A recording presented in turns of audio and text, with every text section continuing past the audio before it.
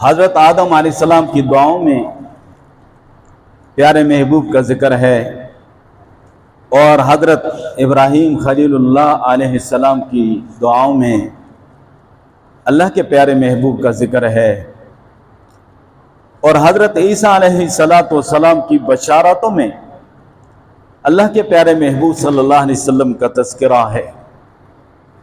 तौरात में और इंजील में अल्लाह के प्यारे महबूब सल्लल्लाहु अलैहि वसल्लम का तज़किरा है और आप सल्लल्लाहु अलैहि वसल्लम का तज़किरा और आपकी सीरत तैयबा के आगाज़ बहुत पहले से हो चुका।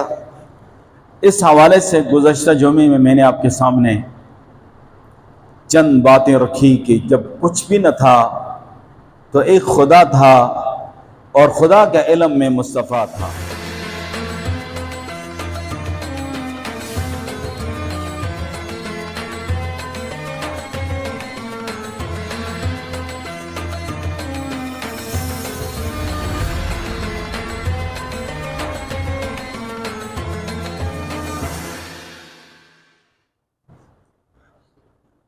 वस्सलातु वस्सलामु अला अशरफिल अंबिया वल मुरसलीन सय्यिदिना व मौलाना मुहम्मदिन व अला आलिहि व अस्हाबिहि व अस्हाबिहि त्वय्यबीन त्वाहिरीन। अम्मा बादु फ़अऊज़ु बिल्लाहि मिनश शैतानिर रजीम। बिस्मिल्लाहिर रहमानिर रहीम।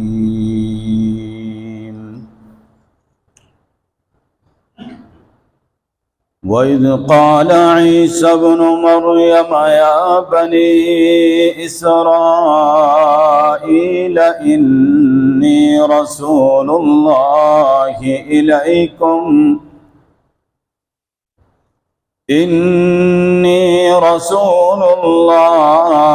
इलैकुम मुसद्दिक़न लिमा बैन यदैय मिनत तौराति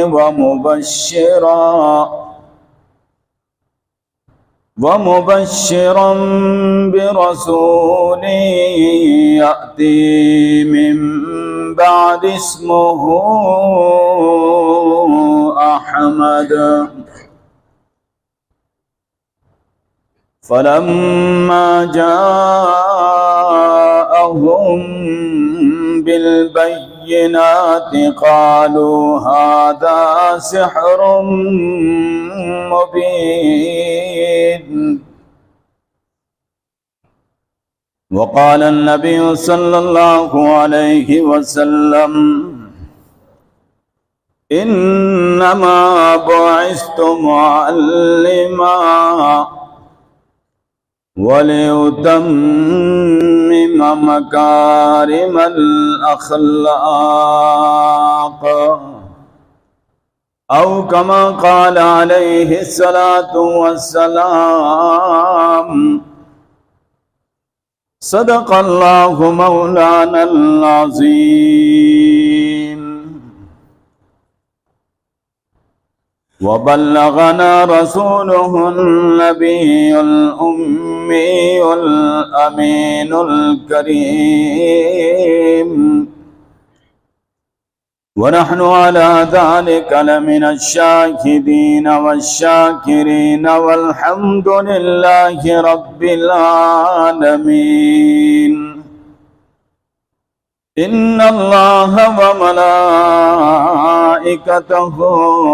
युसल्लूना अलन नबिय्य या अय्युहल्लज़ीना आमनू सल्लु अलैहि व सल्लिमू तस्लीमा। सब हजरात प्यार मोहब्बत से दुरूद शरीफ पढ़ लें। اللهم صل على محمد وعلى آل محمد كما صليت على إبراهيم وعلى آل إبراهيم إنك حميد مجيد اللهم بارك على محمد وعلى آل محمد كما باركت على إبراهيم وعلى آل إبراهيم إنك حميد مجيد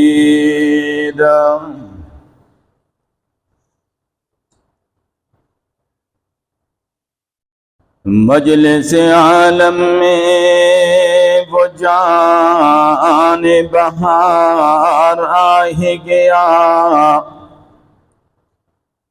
مجلس عالم میں وہ جان بہار آ ہی گیا،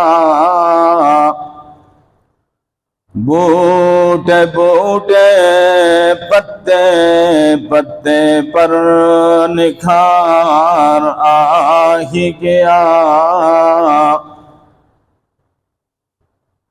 وہ شاخ گل پہ زمزموں کے دھن تراشتے رہے، وہ شاخ گل پہ زمزموں کے دھن تراشتے رہے، نشیمنوں سے بجلیوں کا وہ کارواں گزر گیا، قدم قدم پہ برکتیں، نفس نفس پہ رحمتیں، قدم قدم پہ برکتیں، نفس نفس پہ رحمتیں، جہاں جہاں سے وہ شفیع آسیاں گزر گیا، جہاں نظر نہیں پڑی وہاں ہے رات آج تک، وہیں وہیں سحر ہوئی جہاں جہاں گزر گیا،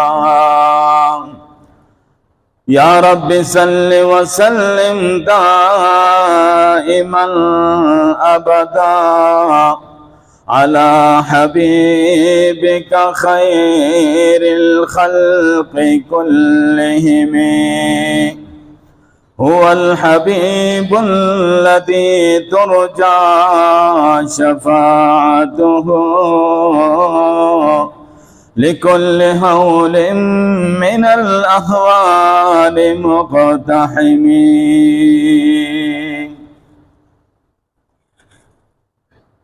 نہایت ہی قابل صد احترام دوستو بزرگو، ماہ بہار ماہ ربیع الاول کا آغاز ہو چکا، آپ سب کو بہت مبارک ہو۔ یہ ماہ مبارک عظمت رسول صلی اللہ علیہ وسلم کے لیے موسم بہار اور فصل بہار کی حیثیت رکھتا ہے، اور جب اس ماہ مبارک کا آغاز ہوتا ہے تو ہر ایک مسلمان کے جذبات مچلتے ہیں، اور اس کا یہ جی چاہتا ہے کہ پیارے نبی صلی اللہ علیہ وسلم کا تذکرہ ہو، آپ کی مبارک سیرت کا تذکرہ ہو، آپ کی پیاری پیاری اداؤں کا تذکرہ ہو، آپ کے والدین ماجدین کا ذکر ہو، آپ کے آباء و اجداد کے پاکیزہ شجرہ نسب کا ذکر ہو، ہر مسلمان کے جذبات مچلتے ہیں۔ اور یہ ایک فطری بات ہے کہ اللہ کے پیارے نبی صلی اللہ علیہ وسلم کے ساتھ ہر مسلمان کی محبت اتنی زیادہ ہے کہ وہ محبت مجبور کرتی ہے کہ پیارے محبوب کا ذکر ہم سنیں۔ میں نے گزشتہ جمعے میں پیارے محبوب صلی اللہ علیہ وسلم کے تذکرے کا آغاز کیا اور آپ کو بتایا کہ پیارے محبوب کا ذکر تو بہت پہلے سے شروع ہو چکا تھا۔ حضرت آدم علیہ السلام کی دعاؤں میں پیارے محبوب کا ذکر ہے، اور حضرت ابراہیم خلیل اللہ علیہ السلام کی دعاؤں میں اللہ کے پیارے محبوب کا ذکر ہے، اور حضرت عیسیٰ علیہ السلام کی بشارتوں میں اللہ کے پیارے محبوب صلی اللہ علیہ وسلم کا تذکرہ ہے۔ تورات میں اور انجیل میں اللہ کے پیارے محبوب صلی اللہ علیہ وسلم کا تذکرہ ہے، اور آپ صلی اللہ علیہ وسلم کا تذکرہ اور آپ کی سیرت طیبہ کے آغاز بہت پہلے سے ہو چکا۔ اس حوالے سے گزشتہ جمعے میں نے آپ کے سامنے چند باتیں رکھی کہ جب کچھ بھی نہ تھا تو ایک خدا تھا، اور خدا کا علم میں مصطفیٰ تھا۔ اور پھر میں نے پیارے محبوب صلی اللہ علیہ وسلم کے شجرہ مبارکہ کے حوالے سے آپ کو بتایا کہ آپ صلی اللہ علیہ وسلم کے والد محترم سے لے کر حضرت آدم علیہ السلام تک یہ سارا پاکیزہ شجرہ ہے، اور آپ صلی اللہ علیہ وسلم نے فرمایا کہ حضرت آدم علیہ السلام سے لے کر میرے والد محترم تک میرا شجرہ نسب میں کوئی ناپاک انسان نہیں آیا اور برے کردار والا شخص نہیں آیا، سارا سلسلہ پاکیزہ رہا ہے۔ میرے پیارے محبوب صلی اللہ علیہ وسلم کا تذکرہ اور آپ کے آباء و اجداد کا تذکرہ اور آپ کا مبارک شجرہ نسب کو بیان کرنا یہ ایک بہت بڑی سعادت ہے۔ جہاں پیارے محبوب کا تذکرہ ہو، آپ کی سیرت کا تذکرہ ہو، وہاں اللہ کی رحمتوں کا نزول ہوتا ہے۔ بر صغیر کے بہت بڑے بزرگ گزرے، بہت بڑے مصنف گزرے، حضرت مولانا اشرف علی تھانوی رحمۃ اللہ علیہ، جنہیں حکیم الامت کہا جاتا ہے۔ طاعون کی بیماری پھیل پڑی، حضرت نے پیارے محبوب صلی اللہ علیہ وسلم کی سیرت طیبہ پہ کتاب لکھنی شروع کر دی، اور اس کتاب کا نام نشر الطیب ہے، فی ذکر نبی الحبیب صلی اللہ علیہ وسلم۔ فرماتے ہیں جب میں نے سیرت طیبہ پہ قلم اٹھایا اور پیارے محبوب کی شان پہ کتاب لکھنی شروع کی تو طاعون کی بیماری کم ہوتی گئی، اور میں پھر جس دن لکھتا تھا اس دن مجھے کوئی کسی جگہ سے فوتگی کی خبر نہیں آتی تھی کہ طاعون کی بیماری میں کوئی فوت ہوا ہے۔ ہاں اگر جس دن کسی وجہ سے لکھنے میں مجھ سے ناغہ ہوتا تو پھر مجھے کہیں نہ کہیں سے اطلاع آتی کہ اتنی فوتیاں ہو گئی ہیں۔ پیارے محبوب کی شان اور آپ کے مقام کو بیان کرنا یہ اللہ کی رحمت اس سے متوجہ ہوتی ہے۔ تو میں نے گزشتہ جمعے میں شجرہ مبارکہ کے حوالے سے آپ کو مختصراً بتایا کہ چوتھی پشت تک تو ہر مسلمان پہ لازم ہے کہ پیارے محبوب صلی اللہ علیہ وسلم کیا ان بزرگوں کے نام اس کو آنے چاہیے۔ سیدنا و مولانا محمد بن عبداللہ بن عبد المطلب بن ہاشم بن عبد مناف، یہ چار پشتوں تک آپ صلی اللہ علیہ وسلم سے آگے یہ سب پہ لازم ہے۔ ہمیں اپنا جو آبائی شجرہ ہے اس کو یاد کرنا ضروری نہیں ہے، اور ہمیں یاد بھی نہیں، دادا پردادا تک جاتے ہیں، یہ لازم ہے اور اپنے بچوں کو سکھلانا چاہیے۔ اس کے بعد کا جو سلسلہ ہے عبد مناف کے بعد قصی بن کلاب بن مرہ بن کعب بن لوی بن غالب بن فہر بن مالک بن نضر بن کنانہ بن خزیمہ بن مدرکہ بن الیاس بن مزر بن نزار بن معد بن عدنان. صحیح بخاری میں یہاں تک ذکر ہے. اصح الکتب بعد کتاب اللہ، صحیح البخاری یہاں تک ذکر ہے. پیارے محبوب صلی اللہ علیہ وسلم اپنا شجرہ نسب جب بیان کرتے معد بن عدنان پہ آ کے رک جاتے تھے.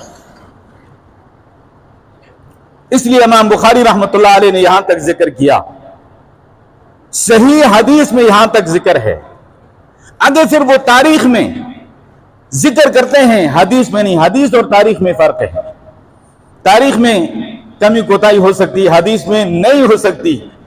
حدیث شریف میں وہ یہاں تک پیارے محبوب صلی اللہ علیہ وسلم کا شجرہ نسب بیان کر کے آگے خاموش ہو جاتے ہیں.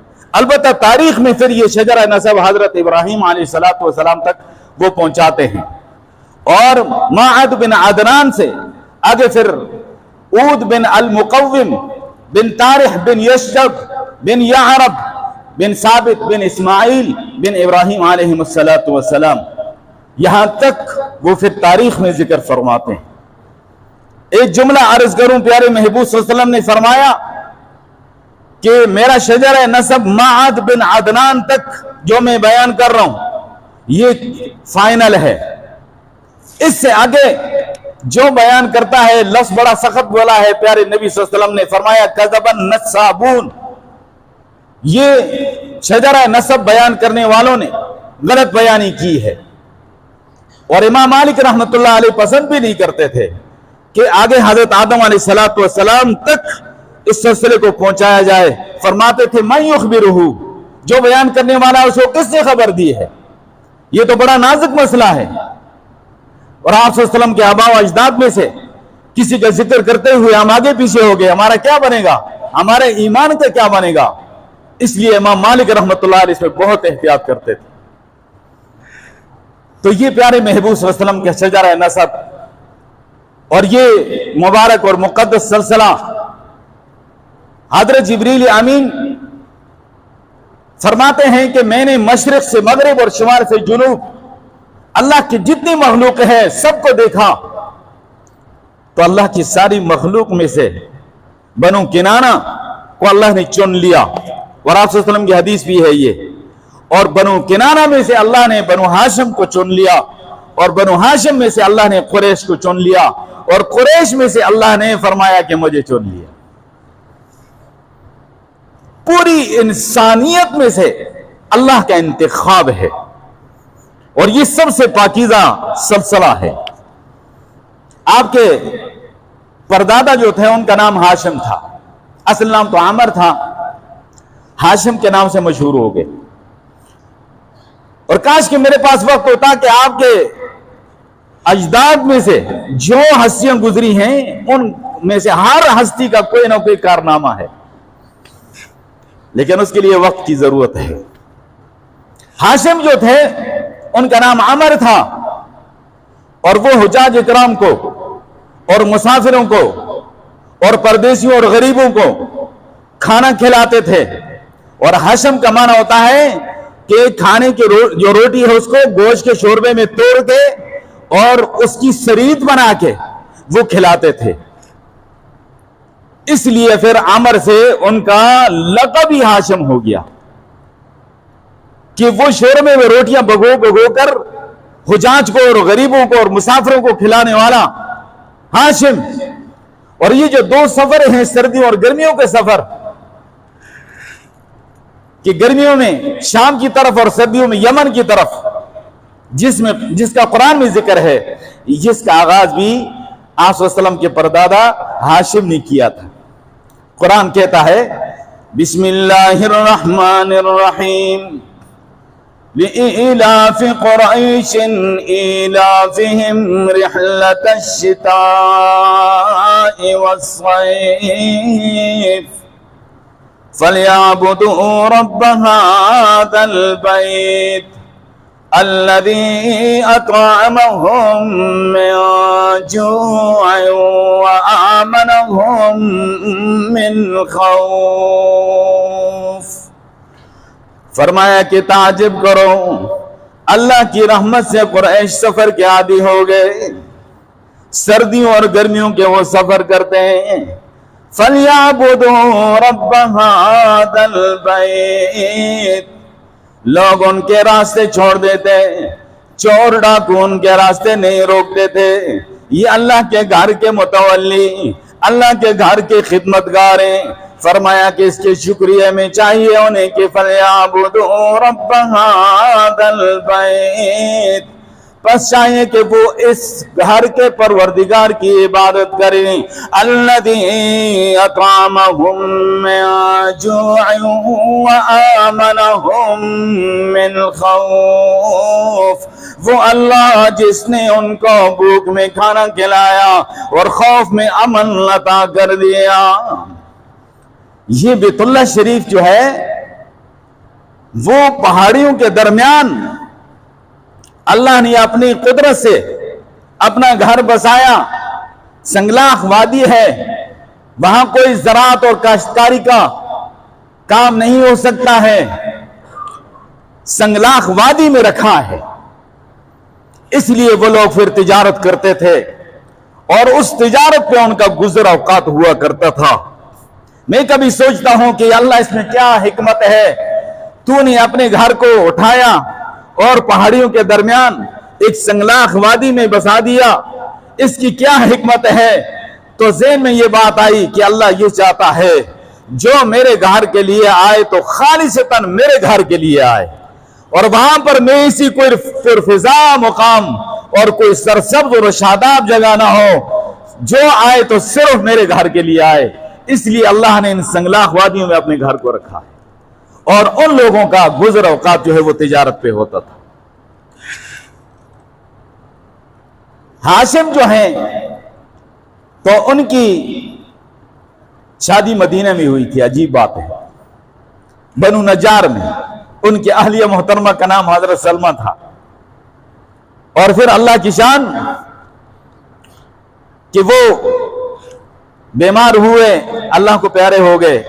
اللہ نے اس نوری نبوت کو، اس امانت کو پشت در پشت، سلب در سلب، پیشانی در پیشانی اللہ نے اس کو منتقل کرتے کرتے ہاشم تک پہنچایا، اور وہاں سے آگے اللہ نے اس نوری نبوت کو منتقل کرنا تھا۔ تو ہاشم جب دنیا سے چلے گئے تو ان کا بیٹا جو پیدا ہوا اس کا نام شیبہ تھا، اور شیبہ جو ہے یہ پیارے محبوب صلی اللہ علیہ وسلم کے دادا جان ہیں، جس کو آپ عبد المطلب کہتے ہیں، ان کا نام شیبہ ہے۔ عبد المطلب تو وہ مشہور ہو گئے تھے، اور پھر ان کا ننیال چونکہ مدینہ پاک میں تھا تو وہیں پر ان کا بچپن گزر رہا تھا۔ تو ایک دفعہ مطلب صاحب جو ان کے چچا تھے، آپ صلی اللہ علیہ وسلم کے دادا جان کے چچا تھے مطلب صاحب، ان کو خیال ہوا کہ بھتیجے کو لے آؤں۔ مدینے گئے، وہ ولادہ واقعہ ہے، اور کسی نے کہا تھا کہ ہم نے ایک بچے کو دیکھا ہے، اس شان والا بچہ ہے، اور وہ کہتا ہے کہ میں ہاشم کا بیٹا ہوں، میں قریشی ہوں، اور بچے تیر اندازی کر رہے ہیں تو اس کا تیر نشان پہ لگتا ہے تو وہ یہ نعرہ لگاتا ہے۔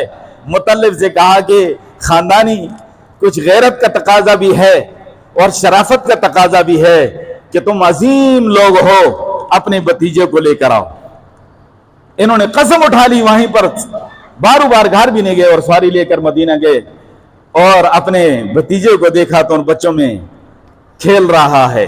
وہ کہتا ہے عرفت شیبۃ والنجار قد جعلتا، عرفت شیبۃ والنجار قد جعلتا، ابناؤها حوله بالنبل تنتظل۔ میں نے جاتے ساتھ اپنے بھتیجے کو پہچان لیا، شیبہ کو پہچان لیا، اور بنو نجار کے بچے اس کے ارد گرد تھے اور تیر اندازی ہو رہی تھی۔ وہاں سے لے کر آئے، والدہ سے بات کی کہ میں لے کر جا رہا ہوں۔ ان کی والدہ محترمہ نے پہلے تو چاہا کہ میں اپنے بیٹے کو جدا نہ کروں، لیکن فرمایا کہ ٹھیک ہے۔ جس ماں نے دل پہ پتھر رکھ کے اپنے بیٹے کو جدا کیا، اللہ نے اس کو بلند مقام عطا فرمایا۔ اسماعیل علیہ السلام کی والدہ نے جب اپنے دل پہ پتھر رکھے، اسماعیل علیہ السلام کو ان کے والد کے ساتھ بھیجا تو اللہ نے ان کو ذبیح اللہ بنا دیا۔ موسیٰ علیہ السلام کی والدہ نے دل پہ پتھر رکھ کر اپنے بیٹے کو اس چھوٹے سے صندوقچے میں ڈال کر دریائے نیل کی موجوں کے حوالے کر دیا۔ اللہ نے ان کو کلیم اللہ بنا دیا۔ اور جب ہاشم کو یعنی عبد المطلب کو ان کی والدہ نے جدا کیا تو اللہ نے ان کو مکے کے سردار بنایا اور اپنے پیارے محبوب کا دادا جان بنایا۔ اور پھر ہاشم کی طرح اللہ نے ان کو وجاہت عطا فرمائی اور بلند مقام عطا فرمایا۔ عام غریب محتاجوں کو کھانا کھلانا، خدمت کرنا، اس سے بڑھ کر وہ جناب علی جو جنگل کے پرندے تھے، جنگل کے جانور تھے، ان تک وہ غذا پہنچاتے تھے۔ اور ان کو لوگ کہا کرتے تھے کہ یہ بہت سخی ہے اور اڑتے ہوئے پرندوں کے کھانے کا انتظام کرنے والا ہے، اڑتے ہوئے پرندوں کے کھانوں کا انتظام کرنے والا۔ یہ ہیں عبد المطلب، ان کا نام شیبہ۔ پیدا ہوئے تو پیشانی کے بال سفید تھے، تو والدین نے کہا کہ یہ تو شیبہ ہے۔ شیبہ کا مطلب بوڑھا، ہاں، پیدا ہوتے ہی بال سفید دیکھے تو نام شیبہ تھا اور یہ لقب عبد المطلب ہے۔ تو بہرحال اس مبارک شجرہ نسب کا انشاءاللہ تذکرہ آئندہ جو میں پیارے محبوب کے والدین واجدین کا تذکرہ انشاءاللہ کروں گا، ٹائم پورا ہو گیا۔ اللہ مجھے آپ کو پیارے محبوب صلی اللہ علیہ وسلم کی سچی محبت نصیب فرمائے۔ وآخر دعوانا